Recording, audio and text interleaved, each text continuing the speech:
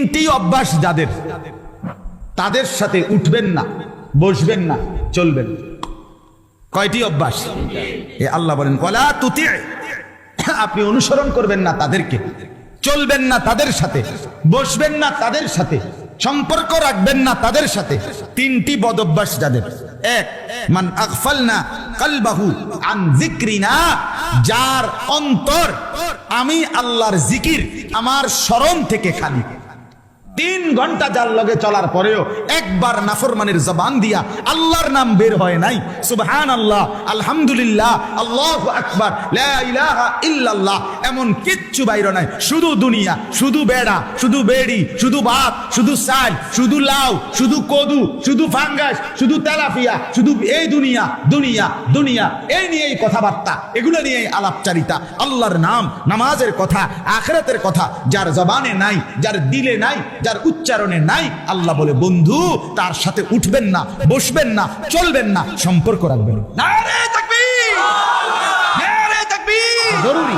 আলেম ওলামা যেখানে, আলেম ওলামা যেখানে, কোরআন সুন্নাহ যেখানে, ইমানদাররা যেখানে, মোমেন, নারে তাকবীর। বুঝলেন? মোমেন কার সাথে থাকবে? 1 নাম্বার, যার অন্তর আমার স্মরণ থেকে খালি। আরে তুই কি মানুষ রে বেটা? 3টা বাজে তার লগে বাইরিলা ছেলে, এই ছেলেরা, আরে একটা ছেলে হলে একটা ছেলে বুঝো। তুমি যদি মার সন্তান হও, তুমি যদি মুসলমানের ঘরে জন্ম নিয়ে থাকো, তোমার বাবা মুসলমান, তোমার মা মুসলমান, একটা ছেলে, আমার কথা শোনো, একজন 3টা বাজে বাইরিলাই ফোলাডির লগে রাতের 10টা পর্যন্ত আড্ডা দিলা, 7 ঘন্টা, একটা ছেলে তোমার একবার বললো না যে দোস্ত আসরের নামাজ পড়তি না, মাগরিবের নামাজ পড়তি না, এশার নামাজ পড়তি না? তুমি কোন দুঃখে এই ইবলিসের লগে চললা? এ তো শয়তান। কথা বলেন না কেন? এগুলো শয়তান না? তো কার লগে চললা? আপনারা ইবলিসরে দেখছেন নি? কেউ দেখছেন না? চান না চিন্তা করে দেখছেন নি কেউ আপনারা? আমি দেখছি, হ্যাঁ, আমি অহরহ দেখি, আমি নিয়মিত দেখি। আপনারা ইবলিস দেখেন নাই? আমি অনেক দেখছি। কোরআনে আল্লাহ বলছে ইবলিস ইন্নাশ শাইতান, মানুষের প্রকাশ্য শত্রু, আদুব্বুম মুবিন। এখন যে কোনো হুজুরে জিজ্ঞাসা নাম, কোরআনে আল্লাহ বারবার বলছে শয়তান কি শত্রু? প্রকাশ্য শত্রু। কি শত্রু কর না? তাহলে আল্লাহ বলতেছে শয়তান প্রকাশ্য শত্রু, তো আপনি দেখতেন না কেন? না দেখলে তো আপনি গোপনে কইলে, গোপন শত্রু কইতে হইলে। বোঝেন নাই আপনি কথাটা? হ্যাঁ, বুঝা গেল। প্রত্যেকটা গুনাহ যেখানে সওয়ার হয়, যার উর্ফে সওয়ার হয়, তেই শয়তান। আপনি শয়তান দেখতেন না কেন? বুঝো নাই? যে তোমার মোবাইলে উলঙ্গ ছবি দেখাইলো শুরু করছে, মনে করলে শয়তান দেখছো না? এই যাইতে আরি, এই তো শয়তান, এই তো শয়তান। যে মেয়ে বেপরদা নিজের শরীর দেখাইয়া হাঁটতেছে 8-7 কাপড় পরে, তুমি ইবলিস দেখছো না? এই যে হাঁটতে যাবে শয়তান, এই যে যাইতেছে দে বুড়ি, তো ও আপনি চিনছেন না ইবলিস? এটাই তো ইবলিস। আল্লাহ তো বলছে প্রকাশ্য শত্রু। হ্যাঁ, গুনাহ যার উপরে ভর হয়। 2 নাম্বার, ওয়াত্তাবা হাওয়াহু, আল্লাহ বলে বন্ধু জীবনটা যার মনের ইচ্ছা মতো চালায়। কোরআন কোথায়, সুন্নাহ কোথায়, আল্লাহ কোথায়, ইসলাম কোথায়, আল্লাহর হুকুম কই, রাসূলের সুন্নাত কই, কিচ্ছুর কোনো খবর নাই। তার মনে যা চায় সেভাবেই চলে। আল্লাহ বলে বন্ধু এমন মানুষের সাথে বসবেন না। এই জন্য বলি চাচারা, বাবারা, যেই 5 জনের লগে আপনি প্রত্যেক দিন বিকাল বেলা বসেন, তারা তো বিড়ি খায়, আপনি কেমনে তাগর লগে বসেন? 5 জন বিড়ি খাওয়াই না লগে বইলে ফেরেশতা তো আপনারে, এর মধ্যে আপনি যে বইছেন ফেরেশতা আপনারে মনে করবে এই 5 জনের লগে এবড়া হইল জুনায়েদ বাগদাদি, তো কি আব্দুল কাদের জিলানী, কি কোন একজন বুজুর্গের নাম কোন? এবড়ারে একটা কিছু কোন, আমনে কোন ডকের কি বোঝা যায় না? হ্যাঁ, আমনে যে চিকন টুলের মধ্যে চা দোকানে 6 জনের লগে বইয়া বইয়া টেলিভিশন দেখেন, আমনে কি ডকের মানুষ বোঝা যায় না? এবারে এনে বইয়া কই বালা মানুষ তো দেখি না, কীর্তন দেখবেন আপনি? চাচা বালা মানুষ আমার লগে নাইবেন আপনি? আমার মাদ্রাসার মধ্যে 85 জন ছাত্র হেফজখানায় পড়ে, শুধু হেফজখানা, মোট ছাত্র 400, আলহামদুলিল্লাহ। তো এরা রাত্রে 3:30 বাজে উঠে, রাত 3:30 বাজে এই মাসুম বাচ্চারা যখন উঠে আল্লাহর কোরআন নিয়ে পড়তে বসে, আপনি এটা একবার দেখলে না বুঝবেন ভালো মানুষ কারে কয়। সাধুয়ানে কীর্তেন টুয়ান ভালো মানুষ, হ্যাঁ বিড়িখানার ফাঁকি দিয়ে ভালো মানুষ টুয়ান কীর্তেন, রঙিন টেলিভিশনে রাক্ষসের মতো আক করে টেলিভিশন চান, আপনি কীর্তেন ভালো মানুষ টুয়ান। আপনি কোথায় পা? ভালো মানুষ তো চা দোকানে থাকে না, ভালো মানুষ তো টেলিভিশনের আড্ডায় থাকে না, ভালো মানুষ তো বিড়ির আড্ডায় থাকে না। ভালো মানুষ যদি খোদার কসম না থাকতো আল্লাহর জমিন চাঁদ উঠতো না, সূর্য উঠতো না। নেককারের জন্য আল্লাহ দুনিয়া সাজাইছে। সিটার বাটফার বেঈমান নাফরমান নেককারের উসিলা খাইয়া যায়। আরে বেটা হাদিস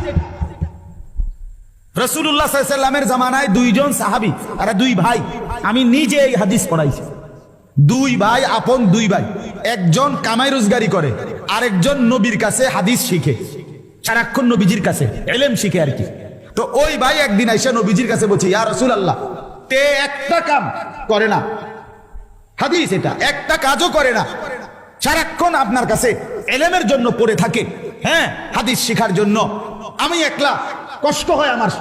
আল্লাহর নবী সাল্লাল্লাহু আলাইহি সাল্লাম বলছেন, লাআল্লাকা তুরযাকু বিহি। সাহাবী শুনো, ওই বেটারে কইছে, বড় মিয়া রে, আল্লাহ পাক তার বরকতে তোমারে খাওয়ায়। কার বরকতে?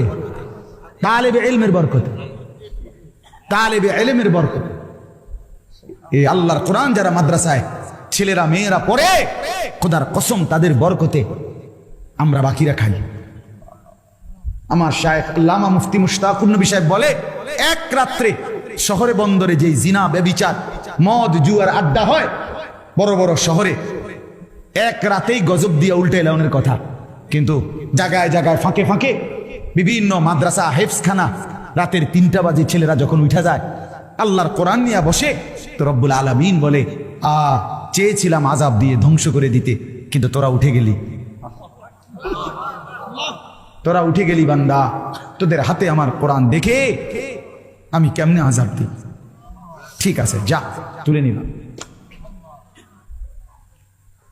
হ্যাঁ, ওয়াত্তাবা হাওয়াহু, আল্লাহ বলেন মনের ইচ্ছা মতো যে চলে বন্ধু তার সঙ্গে বসবেন না। 3 নাম্বার, ওয়া কানা আমরুহু ফুরুতা। রব্বুল আলামিন বলেন বন্ধু, প্রতিটা গুনার কাজে যে সীমা লঙ্ঘন করে, এমন সীমা লঙ্ঘনকারী পাপীর সাথে আপনি বসবেন না।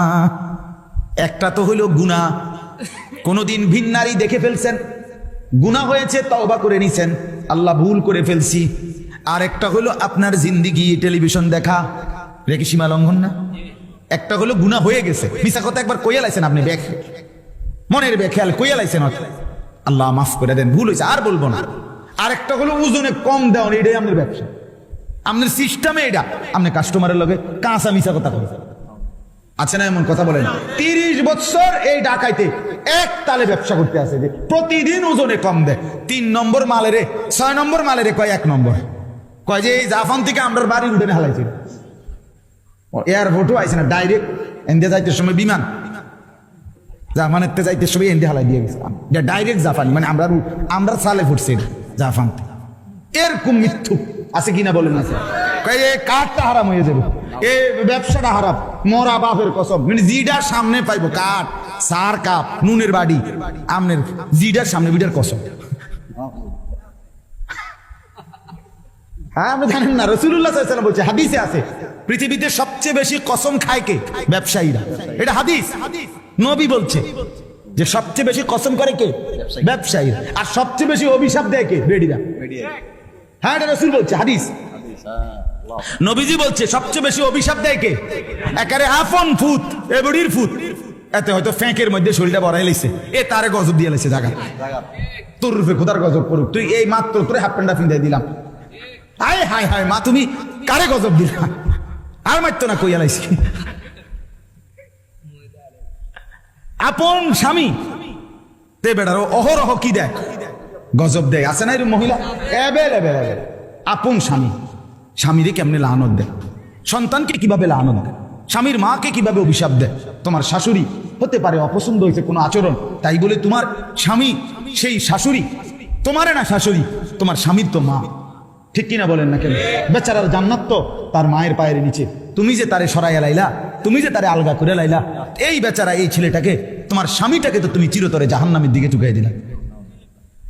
তোমার একটু সুখের লাগিয়া তুমি স্বামী বেচারারে শেষ করে দিলা, ওই ছেলেটার জীবন শেষ করে দিলা।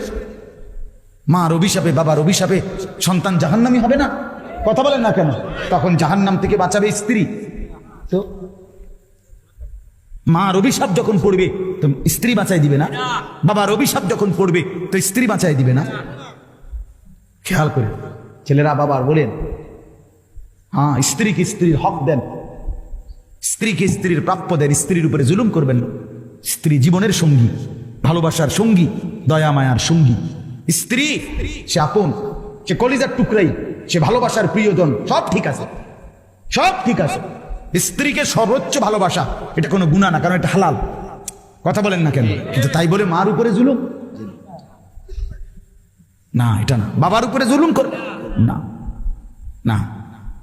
স্ত্রীর হক স্ত্রীকে দেন, মার হক মাকে। আহা, কত পরিমাণ আজকে সন্তান 6 মাস লাগে না, মা বাপ থেকে সন্তান স্ত্রীর প্ররোচনায় আলাদা আলাদা আলাদা। মা বোঝেন তো, সে তো আগে পড়ালেখা করছে, কাম কাজ শিখছে না, রাইতারে না, এত বড় সংসার। বোঝেন তো মা, আমি আপনাকে ওদিকে খেয়াল রাখবো মা।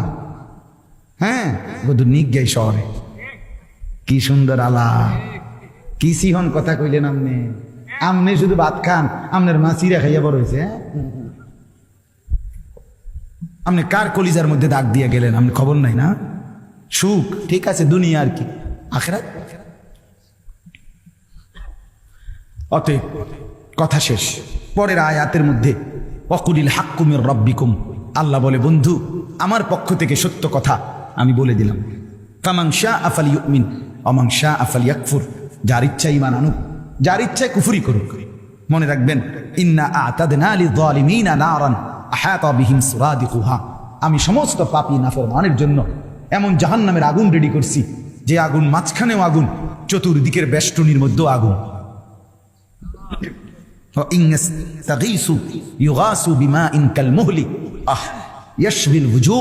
আল্লাহ বলে, বান্দা বন্ধু বলে দেন, আমার সেই জাহান্নামে নাফরমান যখন জ্বলবে, প্রচন্ড তৃষ্ণার্ত হয়ে যখন পানি চাইবে, তা এতটা গরম পানি দেওয়া হবে, পানিটা মুখে লাগবার সাথে সাথেই পুরা চেহারাটা ঝলসে যাবে।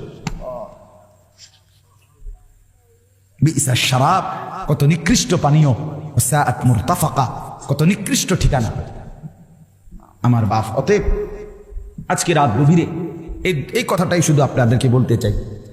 ওই 28 নম্বর আয়াত দ্বারা বোঝা গেল, একজন মুসলমান যুবক হও আর বুড়া হন, আপনার সঙ্গী, আপনার আপনজন, আপনার সম্পর্ক, আপনার আন্তরিকতা হবে ইমানদারের সাথে।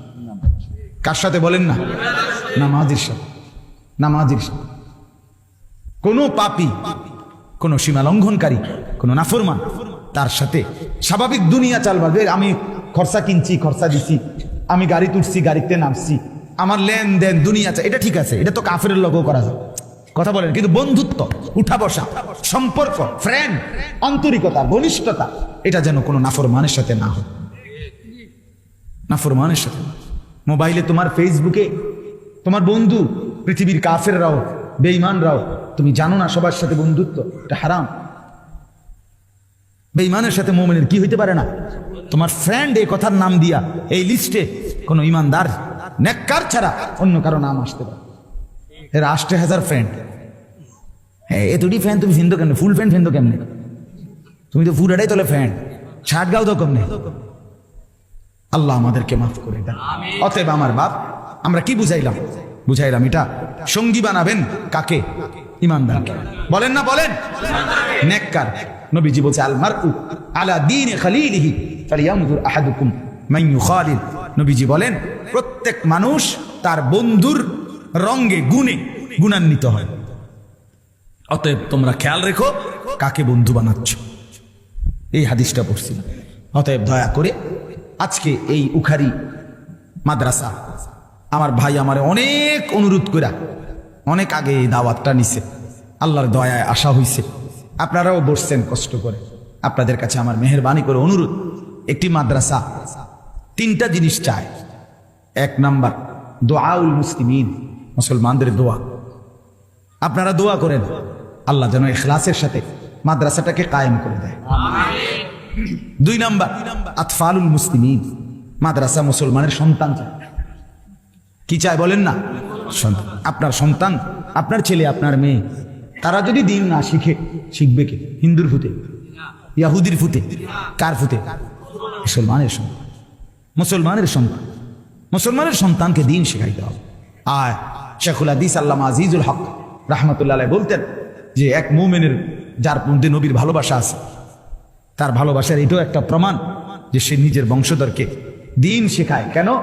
যে সে বিশ্বাস করে যে আমার সন্তান যদি আলেমা হয় নবীর ওয়ারিস হবে, আর নবীর সাথে আমার সন্তানের নামও জুড়বে ওয়ারিসের তালিকায়। এটা তো আমার রসুলের প্রতি ভালোবাসা, আমার মহব্বতের একটা চূড়ান্ত সীমা। এই জন্য 2 নাম্বার সন্তান।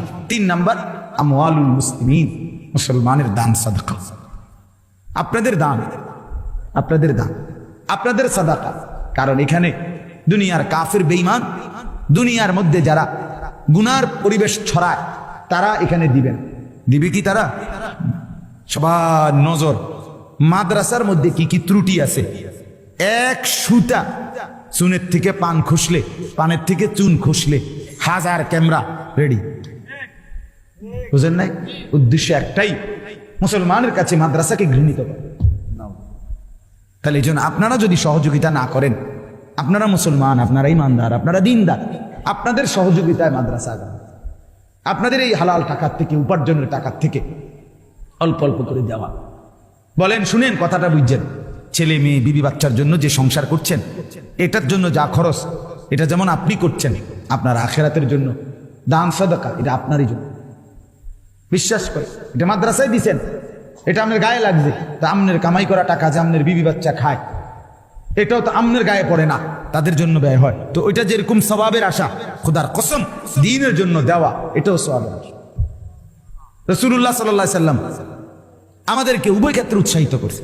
বিবি বাচ্চার জন্য খরচ করো, আল্লাহর দ্বীনের জন্য খরচ করো। এই জন্য আপনাদের দান সাদকা করবেন। আজকে এখন এই শেষ 2টা মিনিট, আমি দিলেও শেষ, না দিলেও শেষ। 2 মিনিটে আর যদি কেউ বলেন, মৌলানা সাহেবের কাছে বলছিলেন, এখন আর বলবেন কিনা বা দিবেন কিনা নগদ, মেহেরবানি করে যদি একটু সহযোগিতা মাদ্রাসার জন্য করেন ভালো হবে। মাদ্রাসার কয়তলার জন্য ছাদ করবে? 2 তলা। সিমেন্টের বস্তা লাগবে। যদি মনে করেন 2 বস্তা, 5 বস্তা, 1 বস্তা সিমেন্ট দিবেন, তাও বলেন। এই 2-4 মিনিট, আমি লম্বা কালেকশন করব না, এক্ষুনি দোয়া করছি। বলেন ইনশাআল্লাহ। বলবেন কিনা আর কেউ? না বললেও বললেন না আর কি। কিন্তু আমি মনে করি আপনারা ভালোবাসা বললে, সহযোগিতা করলে আপনাদের লাভ। যিনি দিবেন, আমার শায়েখ আল্লামা মুফতি মুশতাকুর নবী সাহেব বলে, আমার বহুদিন বলছে, মাওলানা আল্লাহর বান্দাদেরকে শোনাবেন, নিজেও করবেন, যেখানেই ভালো কাজ সেখানেই যেন আমার নাম, এটা যেন একটা জীবনের স্লোগান হয়। প্রতিটা ভালো কাজে আমার নাম। কি লাভ হবে? হাসরের ময়দানে তখন নেকি দেখা খুশিতে আত্মহারা হয়ে যাবে, যে সুবহানাল্লাহ, কত জায়গার থেকে আমার নামে কত নেকি। বলেন ইনশাআল্লাহ। বলবেন আর কেউ? সিমেন্ট দিবেন, সিমেন্ট